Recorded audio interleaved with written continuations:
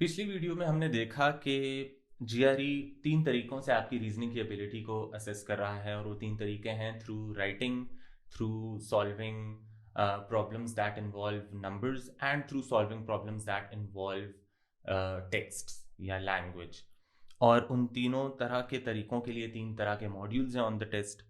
और वो तीन मॉड्यूल्स क्या हैं? एनालिटिकल राइटिंग असेसमेंट का मॉड्यूल, क्वांटिटेटिव रीजनिंग का मॉड्यूल और वर्बल रीजनिंग का मॉड्यूल। यानी हम ये कह सकते हैं कि जीआरई का जो टेस्ट है उसके अंदर फर्दर तीन सब टेस्ट होते हैं। तीन छोटे छोटे टेस्ट उसके अंदर नेस्टेड होते हैं, एम्बेड हुए होते हैं। एक ऐसे राइटिंग का टेस्ट है अगर आपने लेमैन टर्म्स में इसको समझना हो।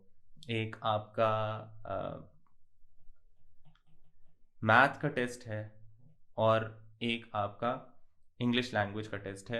ये आप लेमैन टर्म्स में आप ऐसे सोच सकते हैं, वरना एक्चुअली तो ये लैंग्वेज का टेस्ट नहीं है, ये लैंग्वेज से भी ऊपर का टेस्ट है। यानी कि उस लैंग्वेज में रीज़न कर सकने का, लॉजिकली रीज़न कर सकने का टेस्ट है। लेकिन ये समझने की गरज से हम ये इसको सादा अल्फाज में ऐसे बोल सकते हैं। एक्चुअल नाम्स इनके analytical writing assessment, quantitative reasoning और वर्बल रीजनिंग है। तो ये तीन डिफरेंट मॉड्यूल्स हैं क्योंकि रीजनिंग की तीन डायमेंशंस हैं, तीन तरीकों से रीज़न आप कर सक रहे हो।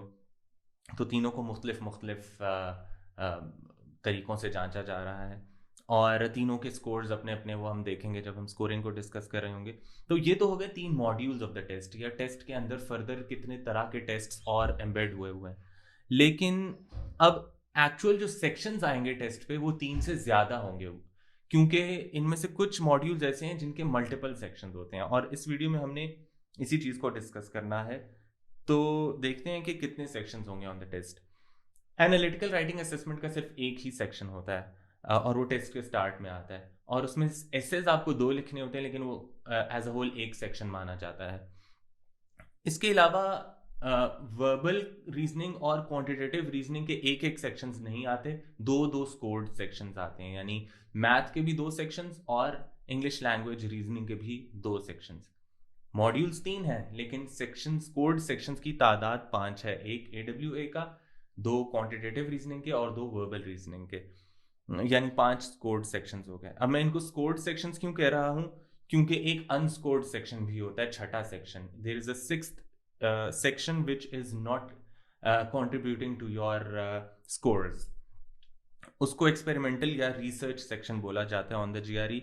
ये क्वांटिटेटिव का भी हो सकता है या वर्बल का भी हो सकता है। यानी अगर टेस्ट पे आपके पास एक ऐसे राइटिंग का सेक्शन, दो मैथ के सेक्शंस और तीन इंग्लिश के सेक्शंस आ जाते हैं, तीन वर्बल रीजनिंग के सेक्शंस आ जाते हैं, तो दैट मीन्स उन तीन में से एक ज़रूर एक्सपेरिमेंटल वाला सेक्शन है, यानी अनस्कोर्ड सेक्शन है।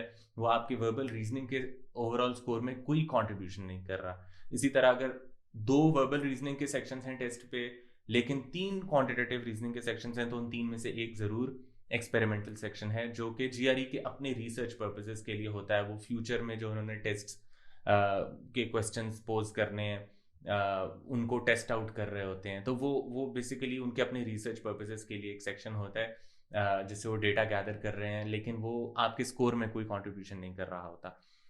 अब प्रॉब्लम यह है कि आपको नहीं पता कि उन तीन में से कौन सा वाला एक्सपेरिमेंटल है।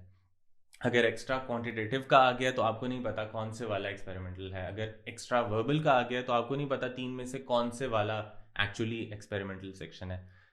तो इसलिए आपको हर सेक्शन को ऐसे ही अटेम्प्ट करना होता है जैसे वो स्कोर्ड है। फॉर ऑल प्रैक्टिकल पर्पसेस आपने पूरे टेस्ट को सीरियसनेस के साथ देना है जैसे वो आपके स्कोर में एक्चुअल कंट्रीब्यूशन कर रहा है।